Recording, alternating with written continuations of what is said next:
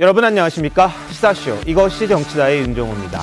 감사원이 서해 공무원 피격 사건과 관련해 국방부와 해경 등 이 관련 기관이 사건을 조직적으로 왜곡 은폐했다 이렇게 밝혔습니다. 파문일 수밖에 없고요. 당시 해양경찰청장은 이 월북이라는 말과 배치되는 증거에도 난 안 본 걸로 하겠다 이렇게 말을 했다고 합니다. 서훈 청와대 안보실장은 실종 사실을 보고받고도 그냥 퇴근했다 이런 지적도 있었다는 건데요. 자, 이런 가운데 북한이 군용기 남아 미사일 발사에 이어 포병 사격까지 하는 전례 없는 3중 도발을 감행했습니다. 긴장감이 고조되고 있는 그런 상황입니다. 9.19 군사합의 파기까지 거론이 되고 있는 위기 상황 바로 한번 짚어보도록 하겠습니다. 어서 오십시오. 네, 안녕하세요. 네, 북한이 어젯밤부터 오늘 새벽 사이 군용기와 단거리 탄도미사일, 포사격, 이 3중 도발을 했습니다. 자, 관련 영상 저희들이 준비했습니다. 북한은 어제 22시 30분경부터 오늘 03시경까지 군용기 10여 대의 비행금지구역 근접비행, 동서해 해상완충구역 내 포병사격, 평양 순안 일대에서 동해상으로 단거리 탄도미사일 한 발 발사 등 군사적 도발을 감행하였다.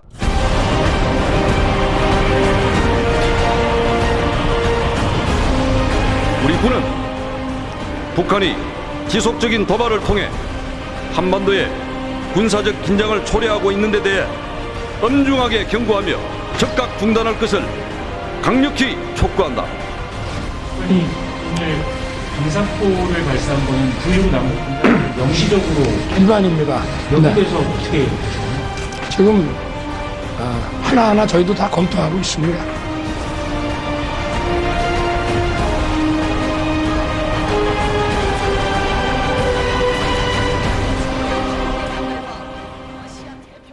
네, 비행기를 띄우고요. 포사격을 하고 그리고 미사일까지 쐈습니다. 본인들이 할 수 있는 건 뭐 대체적으로 다 했다 이렇게 볼 수 있는데 3중 연쇄 도발입니다.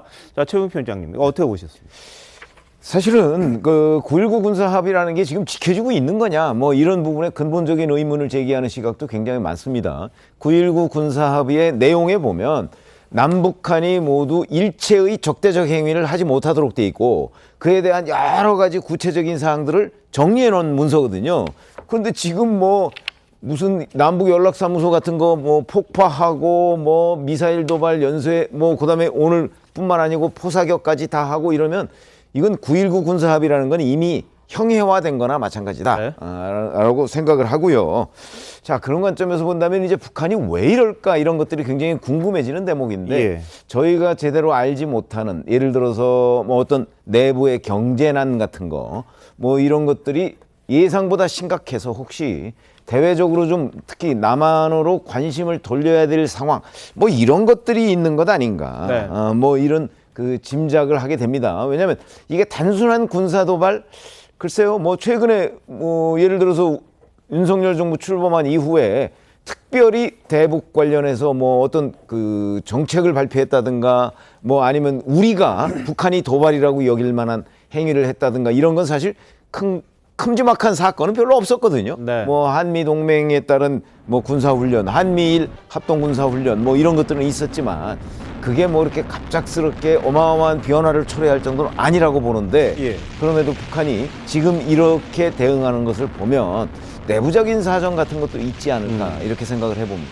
알겠습니다. 자, 북한의 3중 도발 어떤 게 있었는지 저희가 지도로 한번 보여드리겠습니다. 자, 일단 어제 밤이었습니다. 10시 30분부터 오늘 새벽까지 비행 금지 구역 쪽으로 이 비행기 미그 29 등 10여 대가 출격을 했습니다. 공중 도발이 있었습니다. 그리고 서해 동해에서 포사격이 계속해서 있었습니다.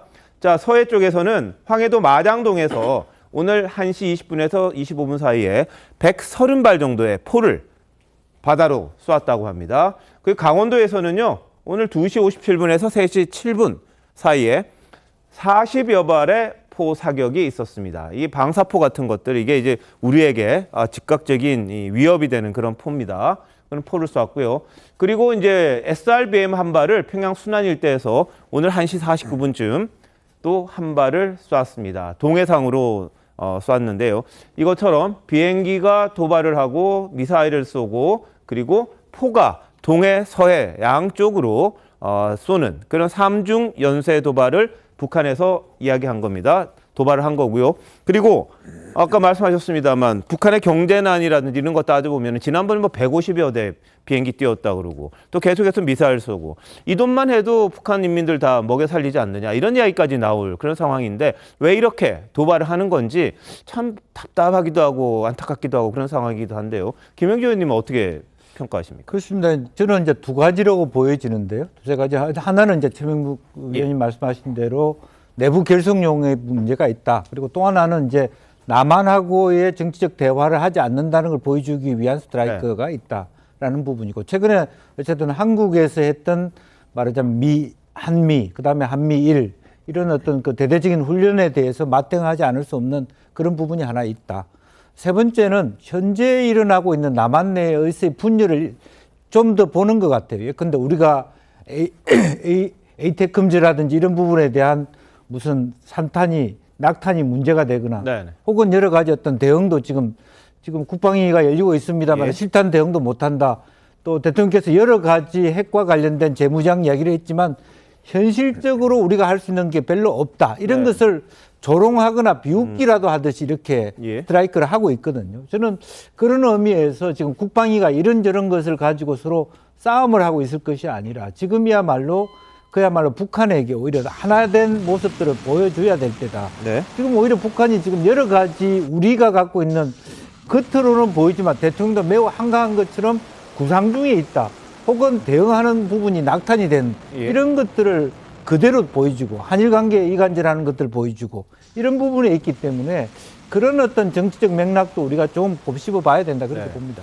알겠습니다. 뭐 미사일 쏘았는데 이게 낙탄되고 뭐 추적도 안 되고 그런 일이 있었습니다. 지금 군이 얼마나 정신 상태가 엉망인지를 보여주는 한 사례가 될 수 있을 것이고 그동안 얼마나 또 훈련을 안 했으면 이렇게 됐겠느냐 이런 지적까지 나오는 그런 상황이죠. 대한민국을 지키는 군이 강해야 할 텐데 이렇게 엉망인 거 누구라도 책임을 져야 되지 않겠나 이런 생각도 좀 듭니다. 이런 가운데 합참은 북한의 동시다발적 도발에 2017년 8월 이후 5년여 만에 대북 경고 성명을 발표했습니다. 보시죠. 북한은 어제 우리 측이 지상 완충구역 밖에서 실시한 정당한 사격 훈련을 근거 없이 비난하며 군사적 도발을 감행하였다. 이번 북한의 동서의 완충구역 내에서의 포병 사격과 단거리 탄도미사일 발사는 한반도는 물론 국제사회의 평화와 안정을 해치는 심각한 도발 행위이다. 우리 군은 북한의 추가 도발에 대비하여 한미 간 긴밀한 공조하에 관련 동향을 추적 감시하면서 북한의 어떠한 도발에도 압도적으로 대응할 수 있는 능력을 바탕으로 확고한 군사 대비 태세를 지속 유지할 것이다. 네, 최근에 나온 국방부 합참의 브리핑 가운데 가장 군인다운 브리핑이었다. 내지는 성명 발표니까 그런 이야기가 나올 정도로 그동안에 했던 것과 좀 다른 형태의 이 성명을 오늘 발표를 했습니다. 자, 김민주 대변인 어떻게 보셨습니까? 합참의 그 발표하는 어조가 지금 방금 말씀하셨다시피 그 어느 때보다 엄중한 경고를 목적으로 하고 있는 것처럼 보였습니다. 뿐만 아니라 윤석열 대통령도 오늘 도어 스태핑에서 이 물리적 공세뿐만 아니라 그에 따르는 심리적 공세도 우리가 감안해야 된다. 그러니까 국민 여러분들께서도 이 대적 북한에 대해서 심리적으로 어떤 경각심을 좀 가져달라 하는 그런 요청을 한 바 있습니다. 네. 이 상당히 그 시의적절한 발언이었고 합참의 발표도 시의적절했다고 평가할 수 있겠습니다. 방금 전에도 소개가 됐습니다만 소위 3종 세트로 지금 공격이 이어지지 않았습니까? 그 전투기의 최근적 위협 비행이라든가 전에 없었던 포병 사격이 170여 발 완충구역으로 이어진 점이나 혹은 이런 것들이 9.19 군사합의 명백한 위반이라고 볼 때 SRBM의 발사는 명백한 유엔 안보리 결의 위반이죠. 이런 것을 대놓고 하는 것은 방금 전에 지적되었다시피 내부의 어떤 문제의 결속력이 분열을 요구하는 것이 아닌가라는 점도 있고 네. 남한을 상대로 분열을 조장하는 측면도 없지 않아 있습니다만 예. 역시 또 크게 보면은 7차 핵실험을 감행하기 위한 빌드업의 과정 네. 중에 하나가 아닌가 싶기도 하면서도 예. 그럼에도 도발 수위가 지금 너무 높은 것이 아닌가 그 어느 때보다 엄중한 상황이면 분명한 것 같습니다. 자, 윤 대통령은 오늘 북한 도발에 대해서 남북 9.19 군사합의 위반이다 이렇게 이야기를 했습니다. 한번 보시죠. 우리 국군 장병 안보 관계자를 비롯해서 국민 여러분께서 일치된 마음으로 확고한 이런 대적관과 자유민주주의를 지키겠다는 이런 헌법 수호 정신을 확실하게 갖는 것이 안보에 무엇보다 중요하다고 생각합니다. 북한이 오늘 방사포를 발사한 거는 9.19 남북 군사합의 명시적으로 위반입니다. 여기에 네. 대해서 어떻게 보시나요? 지금 하나하나 저희도 다 검토하고 있습니다. 네. 남북 9.19 협의 위반인 것은 맞습니다. 네, 대통령실은 오늘 오후에 이 9.19 군사합의 유지 여부는 북한 태도에 달려 있다 이런 입장도 냈습니다. 어떻게 보셨습니까? 저는 이제 그 법적으로 보면요. 국내법이든 이제 국제법이든 가장 중요한 법의 원칙은 약속은 합의는 지켜져야 한다. 합의는 지켜져야 한다. 이게 대원칙입니다. 근데 그 전제 조건이 뭐냐? 상대가 합의를 지키는 한, 우리도 이게 약속을 지켜야 되는 거예요. 이 말은 이제 상대가 아무 이유 없이 약속을 깰 때는 저는 이게 저희도 약속을 지킬 필요가 없다. 지금 이게 북한이 동시다발적으로 이제 9.19 합의를 계속 위반하고 있습니다. 언제까지 이걸 저희가 용인하고 저희가 감수하고 묵인해야 됩니까? 저는 처음부터 제가 보기에 9.19 합의는 우리나라한테 상당히 불리한, 저는 균형성과 비례성, 형평을 상실한 합의였다. 문재인 정부 때 9.19 합의는 예를 들어 이게 초소가 숫자가 다른데 같이 줄인다? 네. 또는 이게 여러 가지 봤을 때 예. 우리한테 상당히 불리한 합의였습니다. 그나마 이것도 북한이 어기고 있잖아요. 네. 저는 대통령도 이게 강조했지만 다시 한번 이게 북한의 위반이 된다면 예. 저희도 이게 9.19 합의 파기까지 하고 그리고 이제 강력한 확고한 대적관 이미 주적 개념이 과거 정권에서 이게 완전히 흐려져 버렸잖아요. 예. 주적이 누군지 제가 보기엔 누가 봐도 주적은 북한입니다. 일본이 아니에요. 이런 이게 확고한 대적관도 가지고 또 그리고 이게 자유민주주의 수호의지 헌법 정신 예. 이걸 상당히 강조한 것은 시의적절하다 봅니다. 네. 네, 9.19 합의 같은 경우는 대한민국뿐만이 아니라 외부 미국이라든가 다른 외부 국가에서도 이제 북한과 남한의 한반도 긴장 완화라는 측면에서 지금 높게 평가하고 있는 그런 합의인 만큼 무작정 그거를 바로 합의 파기 방향으로 가는 것보다는 정밀한 검토가 분명히 필요할 것으로 보입니다.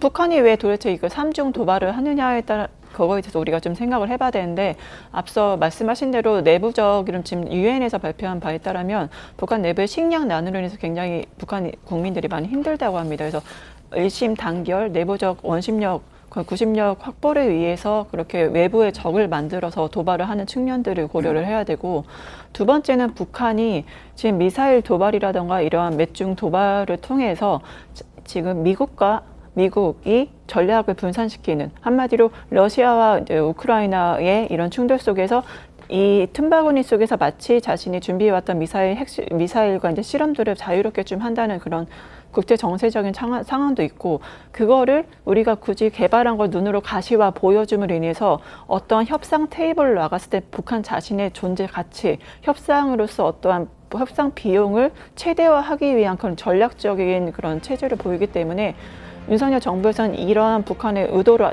내부적이든 외부적이든 이런 그 국제 정세라던가 북한의 의도를 알고 네. 철저하게 그걸 대응할 필요가 있다. 예. 거기에서 특히 대응할 때 저는 이제 김관진 전 이제 장관의 대응이 되게 의미 깊었는데 도발에 대해서는 좀 확실하게 대응을 하고 다 부신다.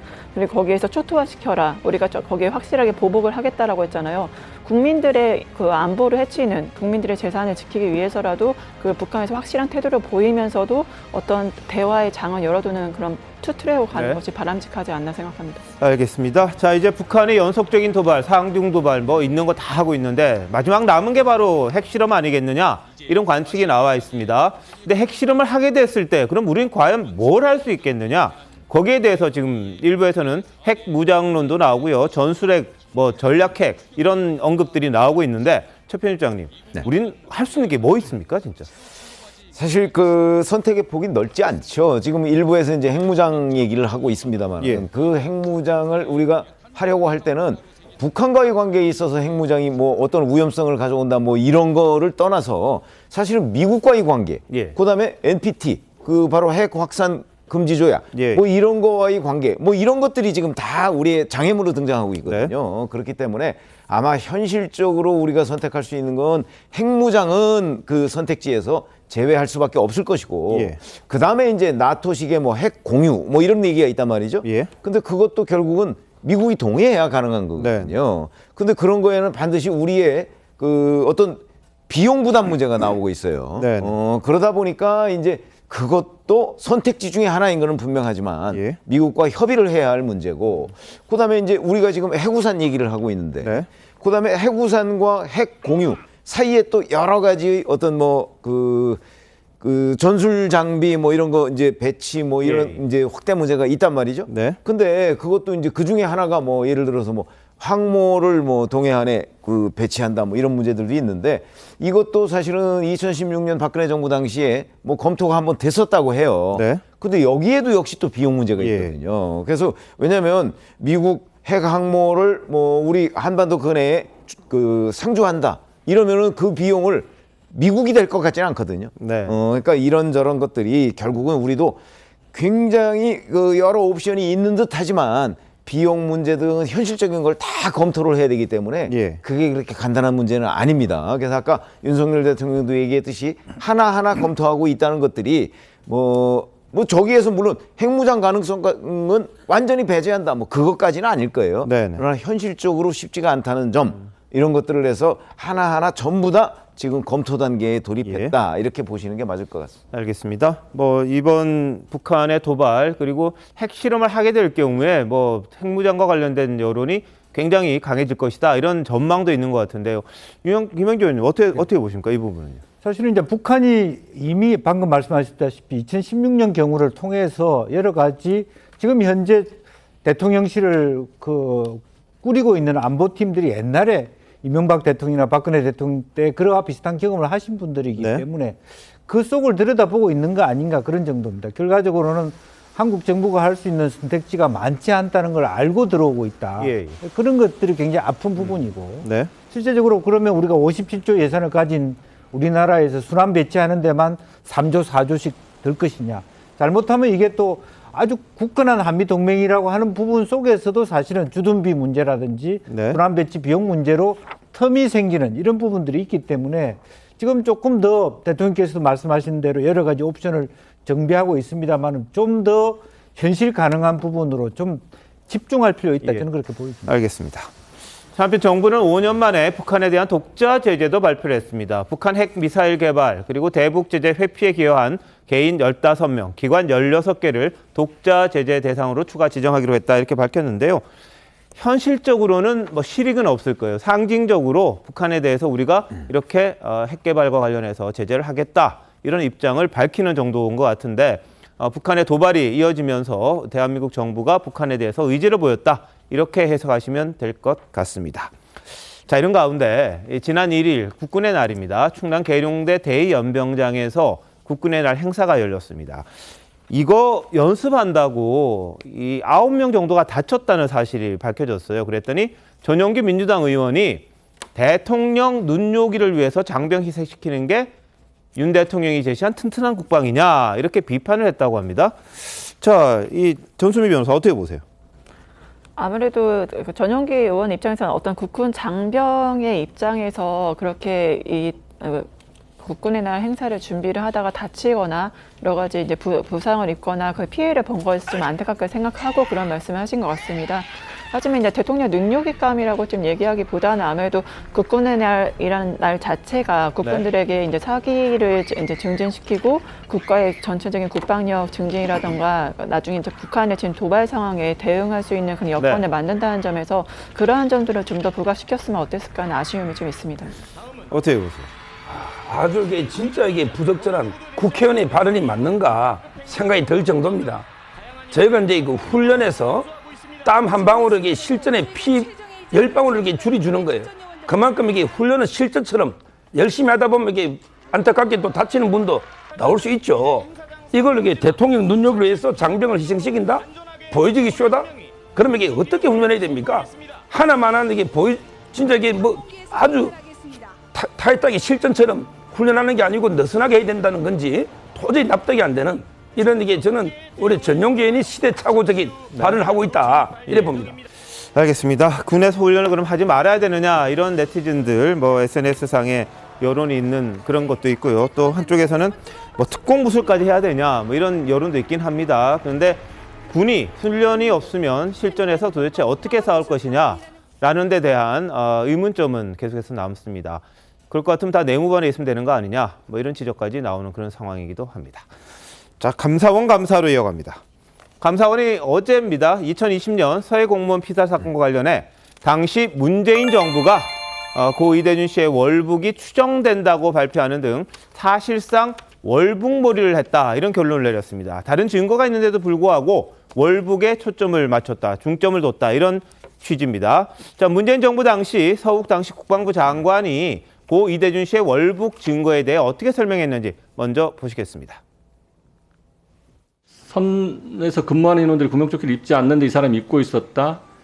구명조끼가 그 배에 있던 건지 아닌 건지를 어느 누구도 확인할 수가 없었습니다.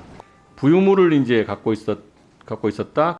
그리고 부유물에 의지하여 월북했다는데 그 부유물을 배에서 준비한 것인지 최초에 준비한 것인지 아닌지도 다 확인하지 못했어요. 그 다음에 뭐 신발을 가지런히 놓고 함에서 실종이 되었다. 슬리퍼가 이대준 씨 것이다. 나중에 봤더니 DNA가 여러 개 나와서 공용 슬리퍼로 됩니다. 월북 의사가 있었던 걸로 보여진다는 이제 정보를 종합해서 이렇게 보고를 드리는 겁니다. 잘못됐다고 인정해야 될 거 아니에요. 이렇게 부실한 증거로 월북이라고 단정했으니까. 네, 당시 서욱 장관이 발표한 내용 국민의힘 의원이 다 부인하는 이런 모습입니다. 새로운 증거들 그리고 새로운 정황들 이런 것들이 나와 있는데 감사원이 어제 중간 발표죠. 중간 발표해서 나타난 내용들을 보면 예전과는 조금 다른 게 좀 있습니다. 자, 김은주 대변인 어떤 것들이 좀 달라졌습니까? 그러니까 이게 이제 월북으로 몰고 가는데 결정적 근거로 제시했던 것이 이제 구명조끼를 입고 예. 물에 빠졌다라는 것이죠. 네. 그러니까 자의적으로 구명조끼를 입고 있었다는 것을 그 근거로 상당히 됐었는데 예. 지금 중간 감사 결과 발표를 보니까 그동안 접하지 못했던 지금 내용이 나오고 있습니다. 예. 실질적으로 그 해수부 공무원이 입고 있었던 조끼에 한자가 쓰여 있었다는 예. 것이거든요. 그러니까 우리 지금 그 해상 그 여러 구명 조끼로 구비된 것에는 한자가 쓰여진 것이 없다는 것입니다. 네. 그러니까 이로 추정해 볼 때 이 해수부 공무원이 물에 떨어져서 표류하는 중에 중국 어선에서 이 구명조끼를 입고 혹은 그 붕대로 치료를 받은 흔적도 있다 그래요. 예. 그러니까 무슨 이유에선지는 모르지만 중국 어선에 들어갔다가 예. 다시금 표류 상황으로 오게 되는 이런 상황이 있다는 거죠. 그러니까 네. 구명조끼를 자진월북의 근거로 삼았었는데 이것이 이 근거가 무력화되는 이런 결정적인 지금 증거가 나왔다는 것입니다. 네네.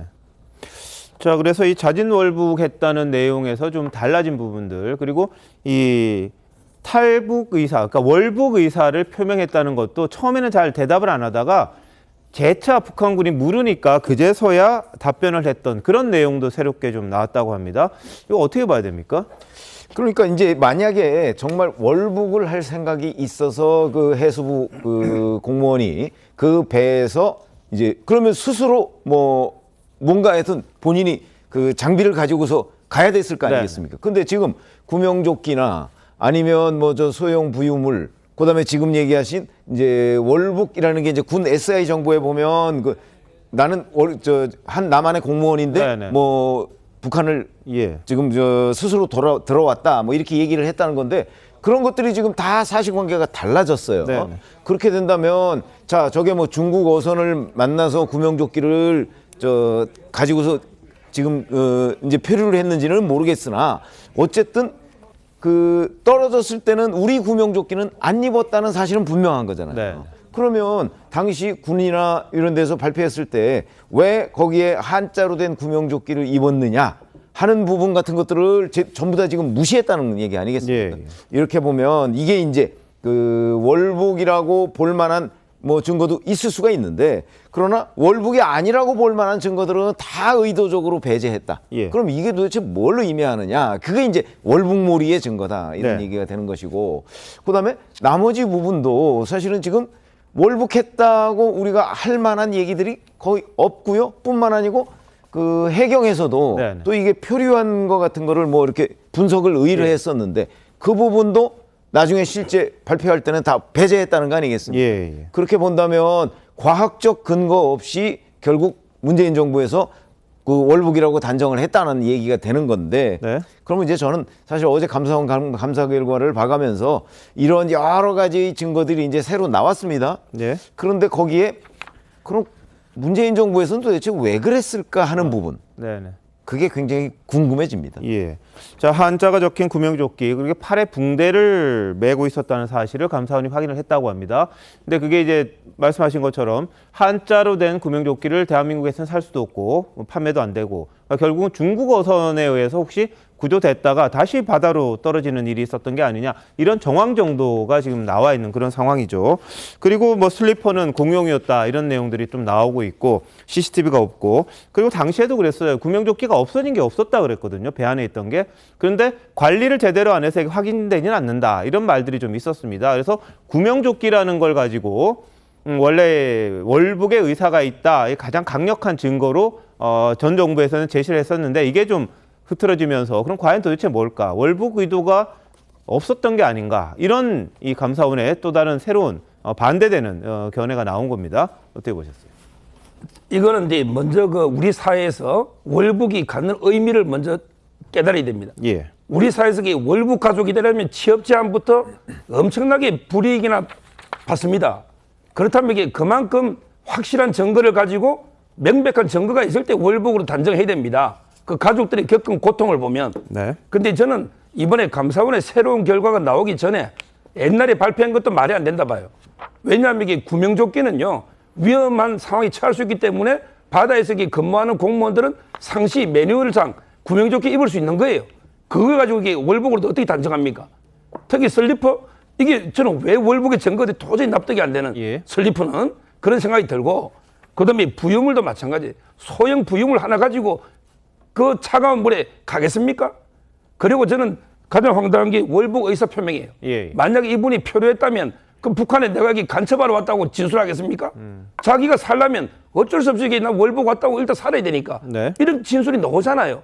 기존에도 이게 말이 안 되는데 이번에 감사원의 그 결과를 보니까 더 황당한 게 예. 이거는 이게 아예 그 구명 조끼가 완전히 우리나라에서 없는 중국산 아닙니까? 네. 붕대라든지 이걸 이게 몰랐느냐 말이에요.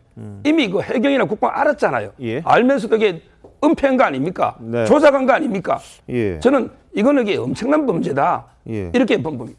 알겠습니다. 그래서 이게 좀 충격적인 내용인데요. 이런 부분이 또 보도가 됐습니다. 감사원의 조사를 받았던 해경 관계자들이 당시 김홍희 전 해양경찰청장이 다른 가능성은 말이 안 된다 이런 이야기를 했던지 아니면 김 씨의 구명조끼에 이제 한자가 적혀 있다는 보고 거기에 대해서도 나는 안 본 걸로 할게 이런 말을 했다고 진술을 했습니다. 자, 이대진 씨의 이 자진 월북과 관련해서 이제 의도적으로 그걸 몰아갔다 이런 하나의 증거가 되는 것 같기도 한데요. 김홍희 당시 해경청장의 목소리 한번 들어보시겠습니다. 구명동의의 그 불ük죄 여지하고 있었고 본인의 말하지 않고서는 북한 측에서 알지 못하는 그런 개인 신상품이 있었고 그리고 월북이라는 의사를 표명하는 부분을 수사팀에서 확인했기 때문에 저희들은 월북이라고 판단했습니다. 수사팀이 확인한 구명조끼는 몇 번째 사진의 몇 번째 구명조끼입니까? 저 구명조끼에 뭐 입고서 있었는지 수사팀이 확인했습니까? 지금 희생자가 착용한 구명조끼에 대해서 이제 수사 중에 있고 거기 개인이 구입했는지 나머지 부분에 있어서 수사 중에 있습니다. 확인이 안 되는 겁니까? 알지만 말씀드릴 수 없는 겁니까?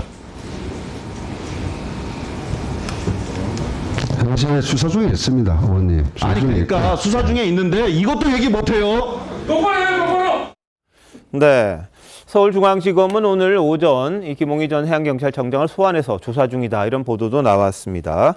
자, 전수미 여사 어떻게 보셨습니까? 그러니까 이 사건으로 인해서 지금 감사원 저는 이제 18페이지에 이르는 정말 상세한 검찰의 거의 그 상응하는 정도의 디테일한 시계열적으로 정의한 그 언론 보도 자료를 봤는데요. 먼저 좀 회의적인 게 먼저 이 사건에 대해서 탈북설과 실족설이 가장 중점이었고, 그러면 이제 여기서 실족설 중에서 그러면 이 제시한 자료에 따르면 다른 배 중국 어선에 발견이 돼서 구명조끼까지 얻어 입었는데 그럼 거기에서 실족을 해서 북한까지 흘러간 건지, 아니 그러니까 왜 그러면 일상적으로 구명조끼를 입고 붕대까지 감았으면 그대로 한국에 인도되는 게 당연한 건데 왜 북한에 이제 월북 상황까지 가는 건지를 전혀 그거에 대한 증거 자료가 명확히 있었는지도 약간 의혹이 있고, 그리고 한자가 적힌 구명조끼를 입고 팔에 붕대를 메고 있었다는 사실을 확인했다는 건데 그게 어떠한 증인에 의해서 증언을 받으신 건지 그거에 대해서 증거 자료가 좀 부족하다는 점에서 차라리 이거를 민주당에서는 정치 보복으로 이야기를 하잖아요. 저는 이거를 감사원과 이미 윤석열 대통령께서 말씀을 하셨는데 검찰 조사가 이루어지는 상황에서 감사원이 이중 조사를 하는 이런 인력 낭비를 하지 말고 이게 이중 조사를 하기 때문에 오히려 정치 보복이라는 그런 말을 듣기 때문에 차라리 이런 뭐 전의 정부와 지금 현 정부와 사실관계가 다른 게 있으면 이런 사안들에 대해서는 이게 서해 공무원 사건뿐만 탈북 어민도 그렇고 다 모든 사안에 대해서 차라리 국회에 대해서 초당적인 어떤 사법으로 가지 말고 초당적인 어떤 체킹하는 프로세스를 만들어서 이거를 검토를 했으면 정말로 국민의 인권이라든가 국민의 그런 억울함을 풀어줄 수 있는 기능으로서 나아갈 수 있지 않았을까 좀 그런 안타까움이 있습니다. 예. 뭐 이 조사 과정에서 어떤 근거로 이 한자가 된 구명조끼, 붕대가 있었는지 아마 SI나 이런 걸 텐데요. 그걸 확인해서 첩보를 입수를 했겠죠. 그걸 통해서 감사원이 확인한 것 같은데, 그러니까 이걸 알고서도 보고를 일단 받았는데 난 안 본 걸로 할게, 이 자체가 도대체 뭘 의미할까? 그럼 몰아가겠다는 거로밖에 해석이 안 되는 그런 거 아니겠습니까? 그래서 이게 굉장히 중요한 지점 같아요. 이게 확인이 된다면, 사실이라면. 서욱 당시 국방장관도요, 최초 보고에서는 월북 가능성이 낮다, 이런 보고를 받았다, 인정을 했었습니다. 한번 보시죠. 첫 지시는 무엇이었습니까? 월북 가능성이 있는지 여부를 잘 봐야 된다.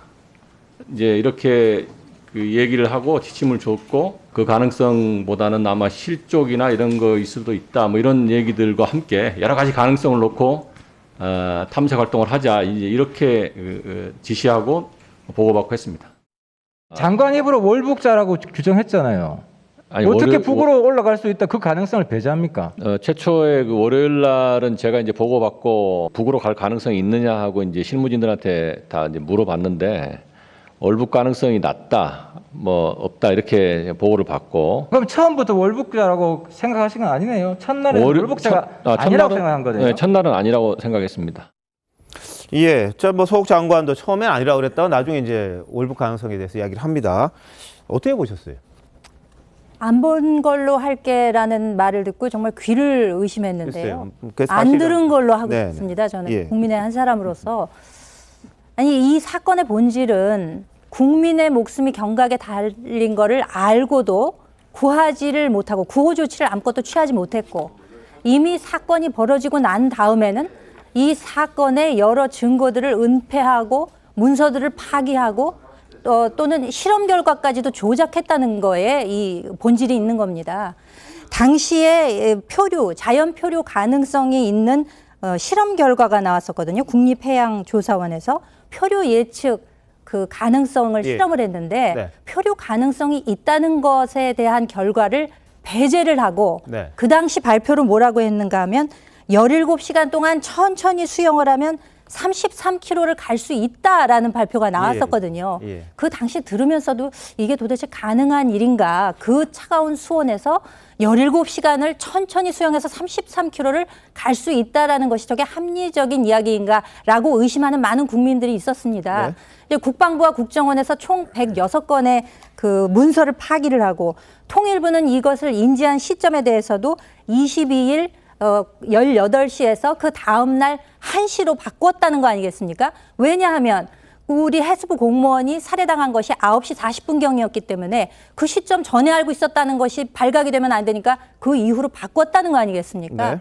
이 고위 공직자들이 만약에 무슨 이유로 해서 이런 일종의 조작을 했는 것인지에 대해서는 반드시 밝혀져야 하기 때문에 문재인 대통령에 대해서도 서면 조사 의뢰가 갔던 것인데 국민들에게 남은 것은 무례한 짓이라는 그 단어 하나밖에는 없는 것이 참으로 통탄할 노릇이 아닐 수 없습니다. 알겠습니다. 일단 감사원이 감사를 해서 중간 결과를 발표한 거고요. 이 부분에 대한 또 검증이 또 필요할 겁니다. 수사를 요청한 게 여러 명이고 기관도 여러 개이기 때문에 그 부분에 대한 것들이 또 어떤 식으로 진행이 될지는 지켜봐야 최종적인 결과가 나오겠습니다만 감사원 단계에서 나온 이야기를 보면 이게 사실일까 싶은 게 좀 몇 개 있어요. 지금 말씀하신 것처럼 난 안 본 걸로 할게 이런 것도 있고 그다음에 뭐냐면 실종 이후 38시간이 지나서 구호 조치가 시급한 그런 상황이 있었습니다. 북한 해역에서 발견된 게 9월 22일이었는데 안보실장이 뭐 포함해서요. 주요 간부들은 7시 30분쯤에 퇴근을 했다고 해요.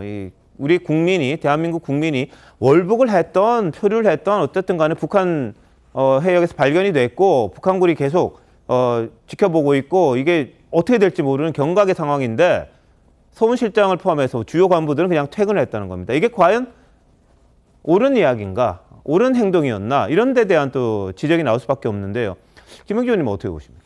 네, 그렇습니다. 실제로 보면 어떤 가능성이 열려 있고 또 혼란된 상태였고 또 한편으로 보면 그 당시로서는 SI 쪽에서는 그러니까 월북 가능성에 대해서도 열어놓고 있다 하더라도 그렇다 하더라도 제일 가슴 아픈 것은 이런 문제에 가장 앞서서 문제 제기를 해야 될 국방부 장관이 실제로 오히려 그런 어떤 여러 가지 이것에 아직은 뭐 조사 중입니다만은 은폐 축소에 앞장서는 그런 부분이 저는 뭐 정말로 좀 적절하지 않았다고 생각이 들고요. 또 하나는 이제 어쨌든 뭐 종전선언이라고 하는 그러한 큰 하드 속에서 이 문제를 그렇게 축약하고 왜곡했다면 상당히 이것은 잘못된 거 아니냐 이제 그런 생각이 들고 더군다나 이제 SI 자체도 지금 얘기가 나왔습니다만은 몇 가지 정도를 이렇게 없애버리는 그 기록 자체도 온전하게 남겨두지 않았다. 물론 다른 데는 있다고 합니다만은 그런 부분도 사실은 해서는 안 될 일을 한 것이다. 저는 그렇게 봅니다. 알겠습니다. 감사원이 뭐 발표한 내용 보면 자료 삭제와 관련해서도 조사를 했는데요. 국방부는 이 관계장관 회의를 마친 다음에 당시 서욱 전 장관이 지시를 해서 이 실무자가 출근을 했다고 합니다. 그래서 밈스라고 이 군사정보 체계에 탑재됐던 관련 첩보 보고서 60건 정도를 삭제했다. 이렇게 감사원이 좀 발표를 했고요. 또 국정원 역시 같은 날 새벽에 46건의 첩보 보고서를 삭제했다. 이런 내용을 또 내놨어요. 자, 이와 관련돼서 자료 삭제와 관련한 내용 이야기 한번 들어보시죠. 먼저 해당 보도에서 언급된 정보의 원본이 삭제된 것은 아닙니다. 다만 군사정보통합체계에 탑재된 민감한 정보가 직접적인 업무와 관계없는 부대까지 전파되지 않도록 필요한 조치를 한 것으로 알고 있습니다. 감사원이 삭제했다고 주장하는 자료 중에 지금 윤석열 정부 손에 원본이 남아있지 않는 자료가 있습니까? 삭제라는 단어로 본질을 호도하지 말고 삭제된 정보가 무엇인지 원본인지 아닌지 지금 남아있는 자료는 무엇인지 모든 사실을 밝히십시오. 네, 지난 7월에 이제 합참 공보실장이 이야기했던 부분과 관련해서 오늘은 감사원 결과에 대해서 김병주 의원이 민주당 김병주 의원이 이게 무슨 자료인지 다 밝혀라 이런 이야기를 했습니다. 근데 아까 말씀드렸습니다만 감사원은 국방부가 한 60건, 국정원이 한 46건, 6건 정도의 첩보 보고서를 삭제했다 이런 결과를 내놨습니다. 이걸 어떻게 봐야 될까요? 감사원이 발표한 내용을 가지고 저희가 분석을 해보면 사실 이 106건이라는 거는요. 그러니까 월북이 아니고 표류의 가능성이 있다는 광범위한 자료들은 전부 다 삭제를 한 것이 아닌가 하는 생각이 들어요. 감사원 설명이 그렇잖아요. 그러니까 표류 가능성을 뒷받침하는 증거들, 자료들은 다 없애버리고 물론 그게 어딘가 남아있는지는 현재까지는 불투명해요. 아마 그거는 검찰이 조사하면 나올 것으로 보이는데 그러면 이제 월북 이게 그러니까 여러 가지 정보가 월북 가능성을 뒷받침하는 것도 뭐 일부 있을 수 있고 예. 그다음에 표류 가능성을 뒷받침하는 게 더 많은 것으로 보이는데 네네. 한쪽 정보를 완전히 삭제하면 결국 남는 건 이것만 남는 거잖아요. 예. 그렇기 때문에 제가 보건대 이 이제 청와대 안보실이라는 컨트롤 타워에서 뭔가 처음부터 방침을 정해놓고 예. 그 반대되는 증거는 일제히 이제 없애버리는 이런 네. 것이 아닌가 싶고 예. 그 삭제도 새벽에 출근시켰다는 거 아닙니까? 예. 그렇게 보면 정말 서둘러서 그 관련 증거를 삭제했다 이런 얘기가 되는 거는 굉장히 뭔가 뭐 긴박하게 돌아갔구나. 근데 그렇게 긴박하게 돌아갔던 사람들이 네. 9월 22일 날 저녁 6시 36분에 문재인 대통령한테 서면 보고를 한 이후에 9시 40분에 실제 피살이 있기까지 네. 그동안에는 아무것도 한 일이 없는 거잖아요. 예. 구조를 못했다는 게 아니고 네. 구조를 하려는 시도조차 하지 않았다는 거거든요. 이제 그런 부분에는 과연 왜 그랬을까? 예. 뭐 이런 부분까지도 지금 어차피 6월 달부터 지금 서울중앙지검에서 수사 중이거든요. 네. 아마 감사원에서 뭐 수사 의뢰를 했다고 하지만 예. 수사 의뢰 하기 전에 이미 수사 중이었기 때문에 예. 그런 부분에 관한 그 진상이 규명될 날이 저는 머지 않았다 이렇게 예. 생각을 합니다. 자, 뭐 군 관계자들은 뭐 7시간 분량은 원본 그대로 남아 있다 이런 이야기를 한다고 합니다. 근데 원본이 남아 있는 것과 이 보고서를 이 눈에 안 보이게 하는 건 또 차이가 좀 있을 것 같아요. 원본에서는 찾을 수는 있겠지만 그게 눈에 안 드러나는 상황이라면 이게 어느 걸 가지고 판단을 할지에 대한 것들 그런 것들이 좀 차이가 있지 않을까 싶은데요. 그동안의 언론 보도들을 보면 예. 국정원에서 이런 모든 상황을 종합해서 자기들이 분석한 보고서 있잖아요. 예, 그러니까요. 그거는 원본이 안 남아 있을 수도 있거든요. 그걸 지금 삭제했다는 얘기도 나오고 네. 있거든요. 그러니까 이제 박지원 전 국정원장이나 뭐 서훈 전 안보실장이나 이제 검찰에서 곧 소환을 할 가능성이 네. 높으니까 네. 거기에서 진상이 나오겠죠. 알겠습니다. 군에서는 이제 뭐 다 원래 게 있으니까 그거 찾으면 된다 이렇게 이야기를 합니다만 실제로 뭐 이 보고서 쓰는 사람들이 그 원본을 가지고 발췌를 해서 안에 필요한 부분을 해서 만들었을 텐데 그게 있는지 없는지 이런 부분이 좀 중요한 게 아닌가 이런 생각이 좀 드네요. 자, 당시 문재인 대통령은요 서해 공무원 사망과 관련해서 투명하게 사실을 밝히겠다 이런 말을 했었습니다. 그런데 최근 서면 조사에는 불응했고 무례한 짓이다 이런 말까지 했다고 하죠. 보시죠. 최근 서해에서의 우리 국민 사망으로 국민들의 걱정이 크실 것입니다. 투명하게 사실을 밝히고 정부의 책임을 다할 것이지만 한편으로 평화체제의 절실함을 다시금 확인하는 계기가 되었습니다. 대통령께서는 감사원의 서면 조사 요구가 대단히 무례한 짓이다라는 말씀을 하셨습니다. 애시당초 감사원 권한이 아닌 것을 하자고 하는 것이라 당연히 거절하는 것이 맞고 매일 방송은 수령 거부의 뜻임을 밝힙니다. 네, 자 저렇게 이야기를 했습니다. 수령 거부. 뭐 예전에도 전직 대통령에게 감사원이 서면 조사 요구를 한 적이 여러 차례 있었습니다만 문재인 대통령은 윤건영 의원을 통해서 무례한 짓이다 이런 이야기를 했습니다. 감사원은 서훈 전 청와대 국가안보실장, 박지원 전 국가정보원장, 서욱 전 국방부 장관, 이인영 전 통일부 장관, 김호기 전 해양경찰청장 등 사건 당시 5개 기관 소속 20명에 대해 직무유기, 직권남용, 허위공문서 작성 등의 혐의로 검찰에 수사를 요청했습니다. 문재인 대통령은 일단 관련 조사가 덜 돼서 포함은 안 됐는데 3시간에 대한 의문이 좀 남아있다 이런 지적이 좀 있긴 합니다. 저는 이제 문 대통령이 무례하다, 오히려 이게 감사원을 질책하듯이 이게 아주 이게 부적절하다 봅니다. 문 전 대통령이 뭐 북한의 최고전은 김정은입니까? 아니면 이게 조선시대 뭐 태종 이방원처럼 상황입니까? 전직 대통령 일개 필부입니다. 모든 국민에게 의혹이 있으면 조사를 받아야죠. 오히려 저는 문 전 대통령이 국민한테 무례한 짓을 하고 유족한테 무례한 짓을 하고 그다음에 헌법의 최고기관인 감사원에 대해서 무례한 걸 한 거예요. 저는 문 전 대통령이 무례하다고 보고 예. 지금이라도 이게 성실하게 조사에 임해야 된다. 네. 이렇게 보고요. 예. 그다음에 이제 박지원, 서욱 조금 전에 그 자료 은폐 이거 그래서 판례 2개만 소개하면 네. 판례는 이제 그 원본이든 아니면 정본이든 부본이든 사본이든 네. 어떤 서류도 송계하면 이게 송계죄가 된다. 이건 확고한 판례이기 때문에 예. 그 원본 뭐 사본 이건 아무 의미 없는 논쟁이고 두 번째 우리 검찰청에 보면 컴퓨터에 저장은 다 돼 있어도 예. 출력해놓은 걸 없애면 다 이게 범죄가 됩니다.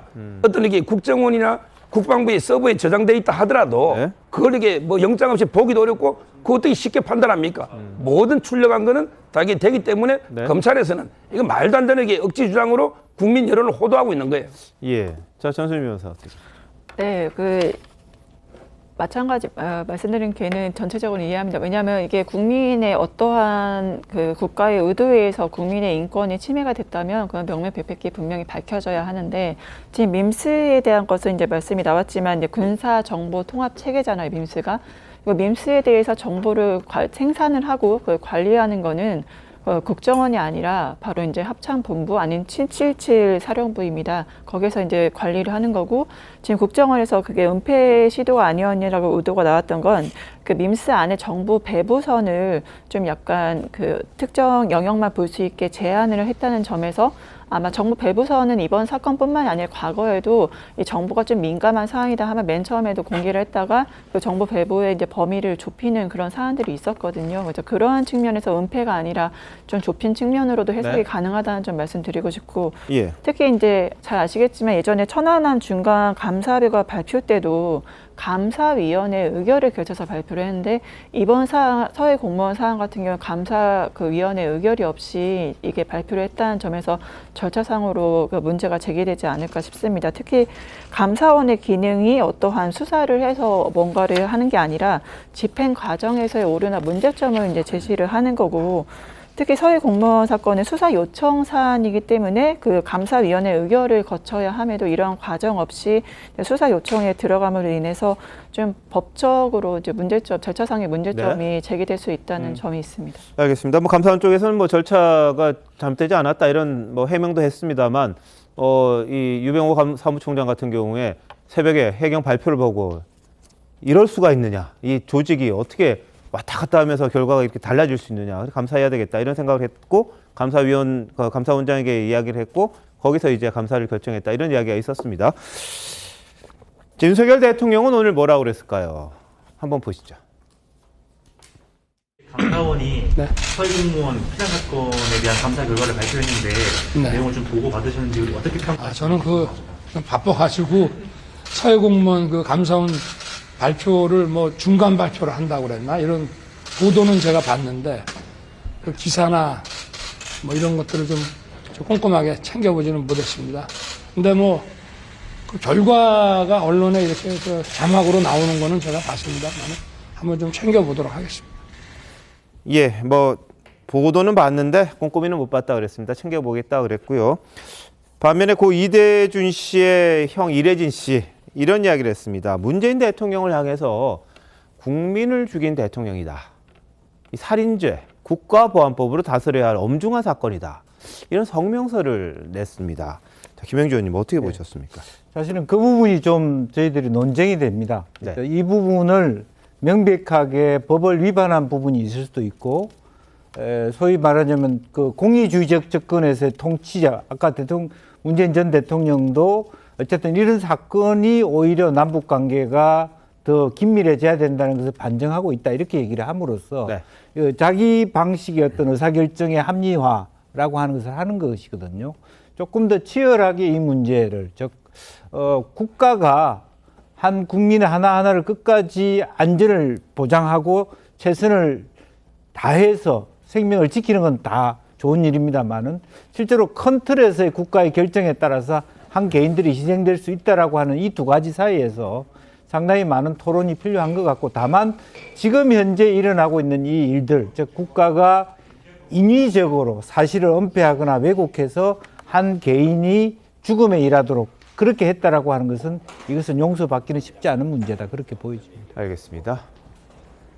일부에서는 문재인 대통령에게 서면 조사했던 게 보고받고 그 저녁까지 어떤 조치를 했느냐 뭐 이런 거에 대해서 좀 알고 싶었다고 하는데 그 부분은 아직까지 뭐 명확하게 입장을 정리가 안 된 것 같습니다.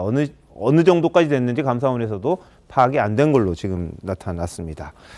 자, 고인의 죽음 앞에 이 각 기관들이 어떤 행동을 했는지가 감사원 결과 중간 발표에서 나오긴 했습니다만 이제 검찰에 수사 요청을 했고 그 수사에 따른 결과를 다시 한번 봐야 정말 무슨 일이 있었는지 명확하게 한번 밝혀지지 않을까 싶기도 합니다. 자, 다음 이슈입니다. MBC PD 수첩이 최근 김건희 여사 논문 의혹 관련 방송에서 김 여사와 외모가 닮은 재연 배우를 썼습니다. 그러면서 재연이라는 이게 고지를 해야 하는데 이걸 하지 않았었죠. 근데 김 여사 외에도 대역을 사용하고 미리 고지하지 않은 장면이 더 있는 걸로 드러나면서 좀 논란이 커지고 있습니다. 이와 관련해서 국회 과방위 국감도 시끄러웠습니다. 오늘 MBC를 찾아갔었는데 국민의힘 의원들이 박성재 사장의 답변 태도를 문제 삼으며 1시간 만에 퇴장을 했다고 합니다. 보시죠.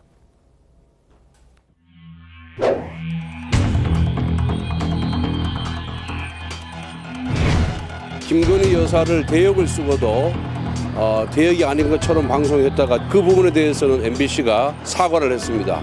그런데 학교 관계자 6명에 대해서도 대역을 썼다고 합니다. 이 부분에 대해서 MBC 사장과 방송 책임자들은 전부 사임을 해야 된다.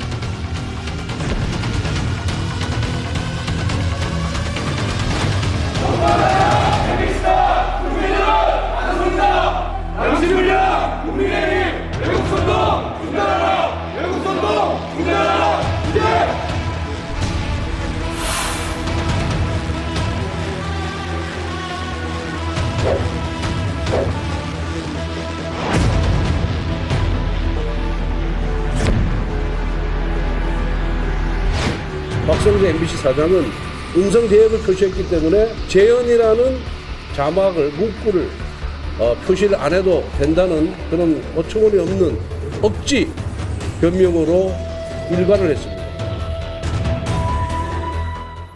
네, 뭐 최초의 문제가 됐던 게 김건희 여사 닮은 분을 내놨는데 그럼 이제 재연이라고 하는 게 이제 방송법상 이렇게 심의에 이렇게 딱 있습니다. 자체적인 내규도 있고요. 보통 저희들도 자료 화면 쓰고 뭐 재연 뭐 이런 걸 쓰게 돼 있는데 그걸 하지 않아서 마치 김 여사가 직접 등장한 것처럼 시청자들을 호도할 수 있었다 이런 지적이 있었습니다. 그랬더니 그 방송을 내렸다가 거기에 재연이라고 쓰면서 다시 인터넷판에 올렸어요. 근데 알고 봤더니 그 외에도 관계자들 몇 명이 출연하는 게 있는데 그것도 재연 장면인데 그걸 안 해서 또 논란이 된 겁니다. 뭐 어떻게 된 거죠, 이게?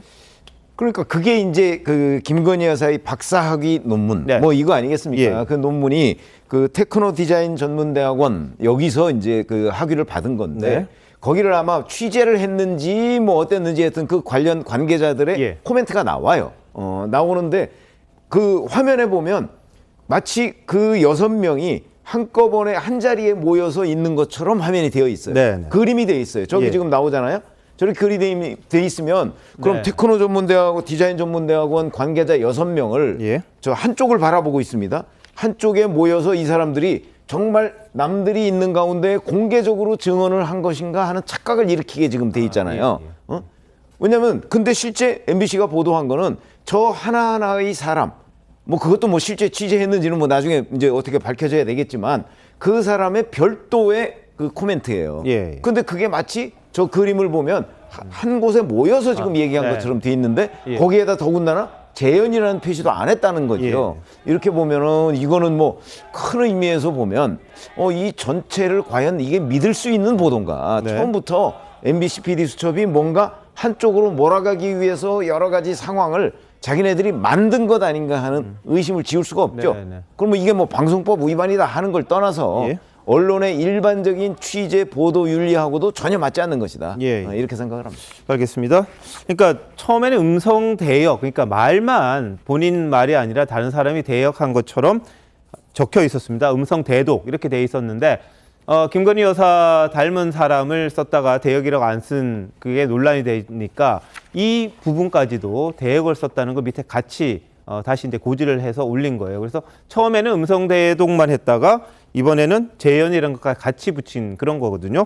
MBC 쪽에서는 음성 대독이면 충분하다. 그게 대역 쓴 거라고 다 인식하지 않겠느냐. 그런 설명을 좀 했었는데요. 이게 좀 논란이 됐습니다. 그 음성 대독이라 하면 우리가 일반적으로 인식하기에 대독이라 하면 어떤 사람이 뭐 연설문을 연설을 하는데 그 장본인이 못 나올 경우 다른 사람이 대신 나와서 읽어주는 것을 대독이라고 합니다. 지금 근데 저 상황은 일종의 시사 프로그램에서 기법상 일종의 극화, 드라마타이즈라고 볼 수 있는데요. 시사 프로그램이나 다큐멘터리 같은 데서 극화라는 장치를 사용하는 이유는 이 상황 자체가 인식하기에 복잡해서 네. 시청자들이 인식하기에 용이하도록 하기 위한 장치로서 사용하는 것입니다. 그런데 지금 이거는 일종의 드라마를 만든 거예요. 예. 음성 대독이라는 그 작은 표시만으로는 이해할 수 없는 그런 상황을 지금 만들었던 것이기 때문에 네. 이 지금 PD 수첩도 제작진들이 있습니다만 그 위에 이것을 검수하는 데스크도 분명히 있을 텐데 이런 것을 그대로 방영을 하고 나중에 인터넷판에만 재현이라고 추가적으로 넣었다고 하는 것은 그건 상당히 불순한 의도가 있다. 그러니까 문자 조작이 문제가 아니라 이건 그거보다 2배 이상 큰 문제를 공영방송으로서 할 수 없는 방송 심의 규정에도 맞지 않는 일을 한 것이다. 이렇게 네. 평가합니다.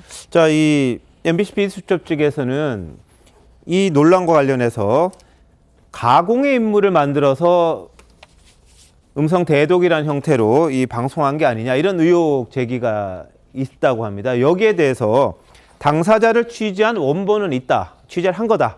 이 음성만 대독시키고 재현을 한 것뿐이지 취재는 한 내용이기 때문에 그건 사실이다. 팩트다. 이런 주장을 하고 있습니다. 오늘 박성재 MBC 사장은 음성 대역이라는 표시를 했기 때문에 재현이란 자막까지는 표시 안 해도 된다. 이런 해명을 했다는데 여기에 대해서 이제 국민의힘 의원들이 억지 변명이다 이렇게 주장을 한 겁니다. 어떻게 보셨어요?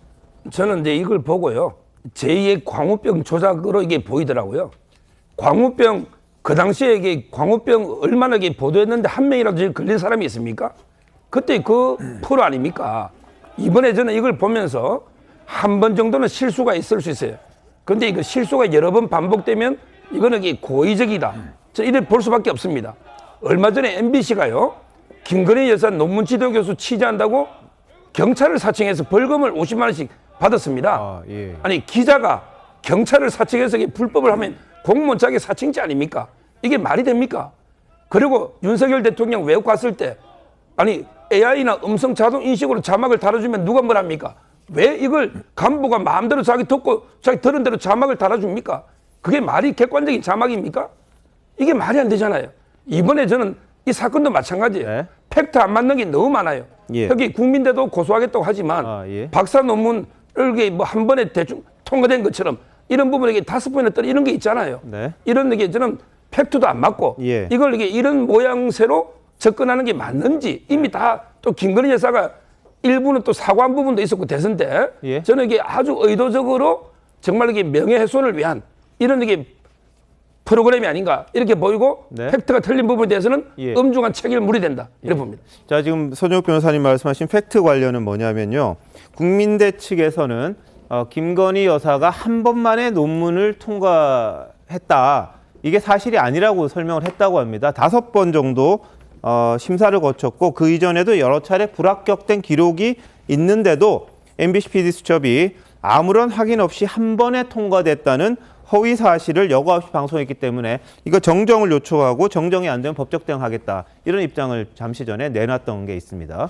아니 저는 박성재 사장이 음성 대역이라고 거기에 표시를 해놨기 때문에 재현이라는 표시를 굳이 할 필요가 없었다. 이렇게 주장하는 부분에 관해서 제가 말씀을 드리려고 하는 건데 이런 겁니다. 음성 대역은 음성만 빌려주는 거예요. 그렇죠? 그러니까 그거는 예를 들어서 어느 한 사람을 취재를 해서 그 사람이 직접 출연은 못 하겠다고 하니까 그러면 이제 다른 사람을 통해서 이제 그걸 읽어주는 거잖아요. 그렇게 되면 음성 내역 표시하면 그거는 문제가 해결됩니다. 근데 지금 MBC PD수첩이 보도한 거는 아까 그림에 나왔잖아요. 6명이 한 자리에 모여서 지금 있는 것처럼 얘기를 하고 있어요. 그거는 음성 대역이 될 수가 없는 거죠. 그렇게 되면 그거는 재연도 될 수가 없는 거예요. 왜냐하면 6명이 한 자리에 모인 적이 없잖아요. 그렇기 때문에 문제라는 거죠. 다른 겁니다.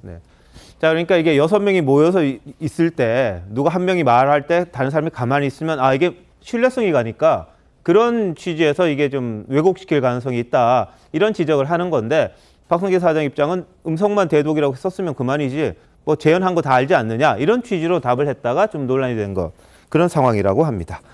자, 여하튼 국민대가 MBC 수첩을 향해서 법적 대응까지 뭐 하겠다. 정정하지 않으면 그런 입장을 드러내고 있어서 이 상황도 어떻게 진행이 될지 저희들이 한번 따라가 보도록 하겠습니다. 자, 이런 가운데 김건희 여사는 지난 12일이었습니다. 이 양부모 학대와 방치로 숨진 다들 아시죠? 가슴 아팠던 정인이 사건. 2주기를 맞아서 이 고인의 묘소를 참배한 걸로 알려졌습니다. 자, 2주기를 하루 앞둔 전날 김 여사가 방문을 했고요. 뭐 대통령실에서 제공한 사진들을 보면 주변 청소를 하고 왔다고 합니다. 주변에 이제 쓰레기도 줍고 뭐 이런 사진들을 대통령실에서 공개를 했는데, 자, 작년에도 일주기 때 가면 어떻겠느냐 뭐 이런 이야기가 좀 있었다고 합니다. 근데 그때는 가지 않고 올해 갔다고 합니다. 당시에는 이 입양아라든지 정인이에게 주목이 돼야 되는데 본인이 가면 본인에게만 주목이 되지 않겠느냐, 그런 이유로 방문을 거절했었다고 합니다. 자, 김건희 여사가 요즘 비공개로 많이 다니는 것 같아요. 김영주 의원님, 저런 모습은 어떻게 보셨습니까? 이제 그런 부분은 이제 여러 가지 하는 자기 행동에 일거수일투족에 지나친 관심에 부담스러운 부분도 있고, 그런 의미에서 조금 더 본인의 행동을 진정성 있게 전달하기 위한 방책이다, 그렇게 보여지고요. 바람직하다고 생각합니다. 다만 더 바라고 싶은 것은 어쨌든 대통령이나 대통령의 부인의 이러한 행동은 정책의 결과가 좀 뒤따라줬으면 좋겠습니다. 한 개인의 선행으로 보여지는 것을 뛰어넘어서 저 자리에 갔다라고 하는 것은 입양에 대한 어떤 대책, 혹은 어떤 시설 아동에 대한 대책, 이런 것들이 같이 이루어지는 부분이 있을 때 그것이 더 의미 있는 부분이 있지 않나, 그렇게 생각이 들어요. 만약에 근데 김 여사 가서 또 법 바꾸면 김 여사가 시켰다 이런 말 나오지 않겠습니까? 그러나 실질적으로 지금 우리가 원하는 것은 그야말로 우리 지난 대선에 보면 뭐 시설 아동한테 1억을 준다 얼마씩 뭐 했지만 실제로 대선 끝나니까 아무것도 안 되고 아직까지도 뭐 500만 원, 1000만 원 받고 사회에 나오는, 혹은 입양이 지금 오히려 더 줄어들어야 되는데 아직도 세계 3위다. 이런 부분들이 있다라고 한다면 굉장히 사회적으로 심각한 문제가 있는 거거든요. 그러니까 한 개인의 불행한 죽음에 대해서 대통령 부인이 관심을 가진다는 차원을 뛰어넘어서 이것이 어차피 저런 활동을 하신다면 어쨌든 이것을 뒷받침할 수 있는 정책적 어떤 예산적 지원으로 이어졌으면 하는 바람입니다. 알겠습니다. 자, 뭐 좀 더 합리적인 방안이 있었으면 참 좋겠는데 대통령 부인을 둘러싸고는 계속해서 논란이 있다 보니까 김 여사도 뭐 움직일 수 있는 여지가 그렇게 크지는 않아 보인다, 이런 생각이 듭니다. 개인적으로 저렇게밖에 활동할 수 없는 그런 상황이 또 만들어져 있는 측면도 있지 않나 싶기도 하네요. 법무부가 부산 낙동강변 살인사건 재심 무죄 피해자들에게 국가가 72억 원을 배상해야 된다, 이런 판결을 받았습니다. 항소를 한동훈 법무부 장관이 취소했습니다. 그러니까 그냥 배상하기로 한 거고요. 한동훈 장관이 예전에 인혁당 피해자들의 지연이자 납부도 이제 면제해줬던 적이 있었죠. 최근 들어서 이제 이른바 약자들이라고 봐야 되겠죠. 이런 분들에 대한 이 정부의 이 방침이 좀 달라진 것 아니냐, 이런 이야기가 있는데, 당시 인혁당과 관련됐던 한 장관 이야기 한번 들어보시겠습니다. 제가 얼마 전에 인혁당 문제에 대해서 나름대로의 판단을 했던 적이 있습니다. 그런 것처럼 저희는 일하는 과정에서 어떤 진영이라든가 그런 그 논리에 매몰되지 않도록 최선을 다하겠습니다. 제가 그 칭찬해 드리려고 했는데 먼저 말씀을 주셔서, 그래서 저는 이런 과정들을 볼 때 사람에 대한 칭찬은 본인이 하는 것은 조금 어색해요. 그래도 해주시면 주변에서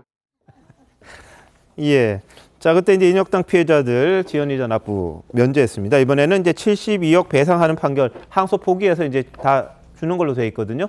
자, 천수민 변호사, 이건 어떻게 보셨어요? 저는 민주당이든 국민의힘이든 서로 잘한 건 좀 잘하다고 얘기를 하고 이제 잘못한 건 좀 같이 평가를 하면서 미래로 나아갈 수 있도록 하는 게 바람직하지 않나. 방금도 칭찬해 주셨으면 좀 더 좋지 않았을까 아쉬웠는데요. 그냥 한동훈 장관의 행보 중에서 말씀하신 인혁당 그 사건 피해자의 지연이자 문제라던가 아니면 제주 4.3 사건에 대해서 21년간 억울한 수감 생활을 했던 사람들을 결국에는 구제를 해준 거잖아요. 그 70억대 배상비를 이제 면제해 주셨으니까 그런 것들은 정말 이제 윤석열 정부가 얘기하는 공정과 상식에 입각한 국민의 인권적 측면에서 바람직한 거고 앞으로도 정책적 측면에서 계속 돼야 된다. 다만 아쉬운 점이 있다면 이제 김건희 여사라던가 그런 의혹이 있는 것들을 조금만 더 이제 국민들과 소통을 통해서 야당과 소통을 통해서 풀어나갈 수 있다면 저는 이제 바람직한 협치가 가능할 거라고 봅니다. 자, 한 장관은 어제 대검에 대해서 전쟁 치른다는 각오로 최선을 다해달라면서 마약 범죄, 민생 범죄에 대한 대응을 지시를 했었습니다. 자, 그러자 대검도 전국 4대 청에 이 마약범죄 특별수사팀을 꾸리면서 아주 발빠르게 대처를 하고 있다고 합니다. 자, 이런 모습 어떻게 보십니까? 사실은 지금 마약 범죄에 대한 확산, 이게 뭐 통계적으로도 굉장히 심각하다고 지금 얘기를 하고 있죠. 뭐 최근에 뭐 돈스파이크 등 몇몇 또 이제 마약 관련한 이제 그 피의자들이 이제 적발이 되기도 했는데, 실제 그 못지않게 굉장히 심각하고 일반 그 국민들에까지 침투하고 있다, 이런 이제 통계들도 나오고 뭐 그런 증언들도 많이 나오고 있습니다. 그렇게 더군다나 지금 그 부패 범죄와 경제 범죄 이 두 가지로 한정이 돼 있지 않습니까? 검찰 수사 범위가. 거기에 이제 시행령을 통해서 마약 유통 부분을 한동훈 법무부 장관이 이제 그 경제 범죄로 포함을 시켜서 지금 수사 중인데, 이제 워낙 그 지금 상황이 심각하다고 하니까 마약과의 전쟁 뭐 이걸 지금 선포하고 있는데, 저는 기왕에 뭐 시행령에 마약 유통과 관련한 범죄를 검찰이 수사할 수 있도록 돼 있으니까 이 기회에 그 우리나라가 마약 청정국으로 다시 좀 돌아갈 수 있도록 그 본격적인 그 진짜 마약과의 전쟁을 벌여야 되고, 이런 한동훈 법무부 장관의 관심 뭐 이런 것들이 결실이 있었으면 좋겠다, 이런 생각을 알겠습니다. 근데 이를 두고 이제 과거 노태우 대통령 당시에 마약 범죄와의 전쟁, 정치인으로서의 자신의 업적을 쌓으려고 하는 게 아니냐, 뭐 그런 해석도 좀 있어요. 어떻게 보세요? 저는 이제 장관으로서 당연히 할 일이지 뭐 정치 쇼는 아니고요. 우리 아편 전쟁이 있잖아요. 아편 전쟁. 그만큼 이게 마약은 독버섯입니다. 그런데 통계를 보면 인구 10만 명에 20명 밑으로 되면 이게 마약 청정국이거든요. 10만 명에 20명. 근데 우리나라가 이제 2016년에 인구 10만 명에 22.5가 돼가 마약 청정국이 이제 아닌 거예요. 그리고 이제 2021년에 보면 마약 사범이 6.9배가 그 전년보다 늘어나가지고 4,998명이 처벌됐습니다. 이 말은 이게 마약이 독버섯처럼 번져서 강물처럼 흐르는 이런 게 우리 마약 나라가 돼버린 거예요. 근데 문제는 이게 경찰하고 검찰이 달라요. 이번에 금융기관이 왜 외국에 몇 조 수상한 자금, 이걸 이게 어디서 하냐면 대구지검에서 수사합니다. 이 말은 검찰은 관할이 없어요. 그냥 총장이 어디든지 어느 지검의 전략 지검으로 정하면 수사할 수 있는 겁니다. 경찰처럼 이게 관할이 있으면 마약 것들 이게 대규모 조직을 어떻게 적발합니까? 그래서 한동훈 장관이 정말 이게 우리 문제가 되는 마약 너무 확산되니까 이걸 4개 지검에 설치해가지고 특별수사대 뿌리 뽑아라. 이거는 당연히 장관으로 할 일이지 뭐 정치적 행보하고는 관계없다 봅니다. 알겠습니다. 자, 오늘 경기도 국정감사는 좀 이색적이었습니다. 특이했습니다. 이재명 대표는 없는데 이재명 국감이 됐다, 이런 말이 나왔다는데요. 어떤 모습이었는지 한번 보시죠. 국토부 장관이 도시관리계획 이거 변경 요구하면은 지방자치단체장은 반영해야 된다, 의무조항을 만들어놨습니다. 이걸 가지고 만약에 안 해주면 직무유기 뭐 이런 걸 문제 삼겠다고 협박을 해서. 지사 부임 이후 백현동 개발 사업의 전후 사정에 대해 보고 받았습니까? 예, 보고 받았습니다, 의원님. 당시 이재명 증인은 백현동 개발은 만약에 안 해주면 직무유기를 문제 삼겠다고 협박을 했다는 취지의 답변을 한 사실은 알고 있습니까? 예, 보고 받았습니다. 증인이 직원들로부터 보고받은 결과 이재명 증인의 발언은 사실입니까? 또 우리 직원들로부터 이제 백현동에 대한 팩트 정도 보고를 받았고 사실 여부나 이런 것을 판단할 입장에 있지는 못하고요. 또 말씀드린 것처럼 수사 중인 사건이니까요. 국토교통부는 이 문제와 관련해서 직무유기로 문제 삼겠다고 협박했습니까? 그런 사실 없습니다. 위원장님, 이 법률에 위반되는 질문이나 답변에 대해서는 제지해 주십시오. 지금 이 상임위 자리에서 해당 사건의 형사 피고인으로서 방어권을 가진 사람이 반대 신문 권한을 행사할 수가 없는 상황인데 질문과 답변이 오고 가는 것 자체가 위법하다는 말씀을 드리고요. 국감법 위반도 아니고 재판에 관여하기 위해서 한 것도 아닙니다. 공문서 사실을 확인하는 건데 그게 무슨 위반이에요? 네. 자, 백현동 아시죠? 옹벽 아파트라고 이제 알려져 있는 그 아파트.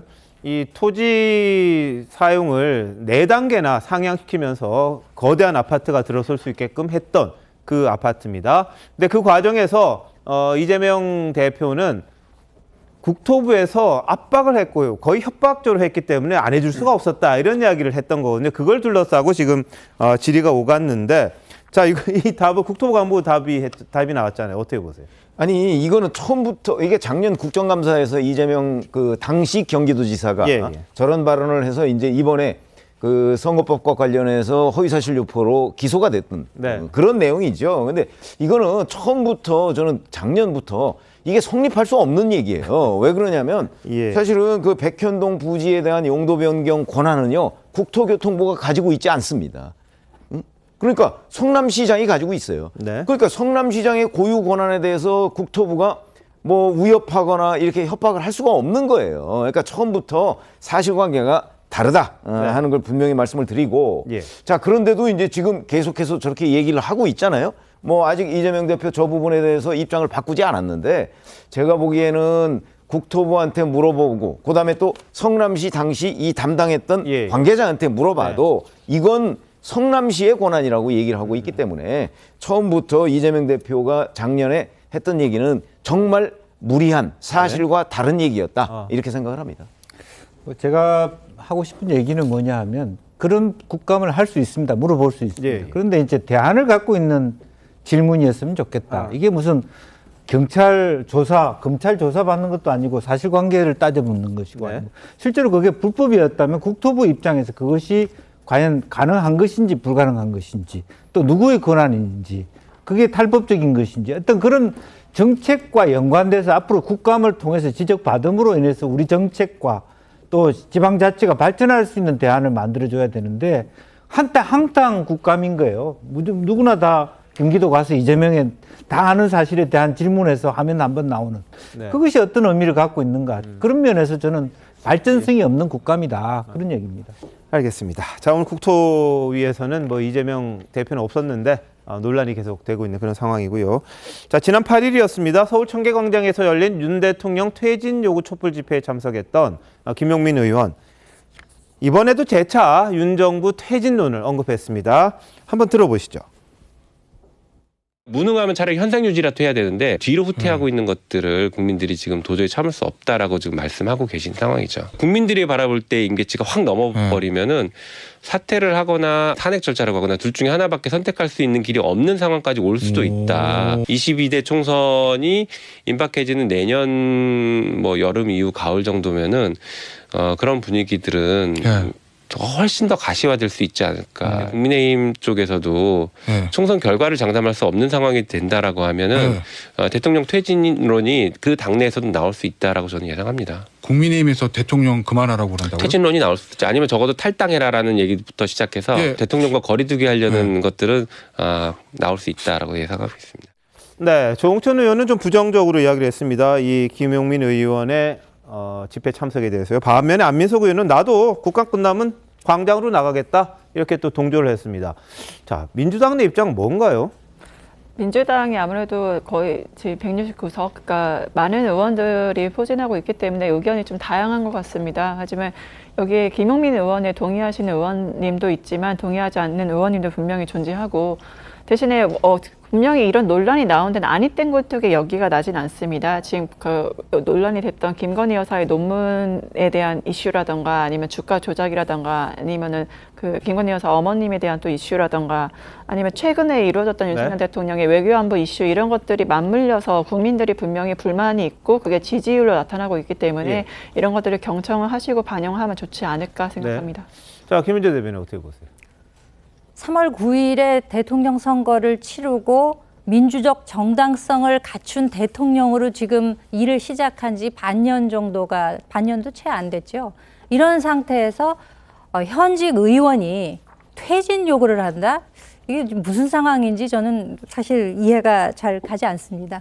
만약에 정말 그렇게 퇴진 요구를 하고 집회에 나와서 공개석상에서 그런 이야기를 하시고 싶으시면 의원직을 내려놓으시고 안민석 의원과 함께 두 분 다 손을 잡고 나가셔서 이야기를 하시면 몰라도 아무 정당성도 없이 무조건 퇴진 요구를 한다. 이것이 온당한 일인가 저는 참 의심스럽습니다. 어떻게 보세요? 이런 상황. 아니 뭐 잘 아시다시피 저거는 그야말로 김용민 의원이 이제 개인적인 감정 뭐 이런 거를 전 표출했다고 보고요. 그게 뭐 표현의 자유 영역일 수도 있고 그다음에 뭐 정치 공세일 수도 있는데 궁극적으로는 이걸 판정해 줄 수 있는 사람은 국민밖에 없어요. 예. 국민들이 평가를 하겠죠. 알겠습니다. 자, 김용민 의원의 이제 퇴진론 계속되는 거 알려드렸고요. 잠시만요.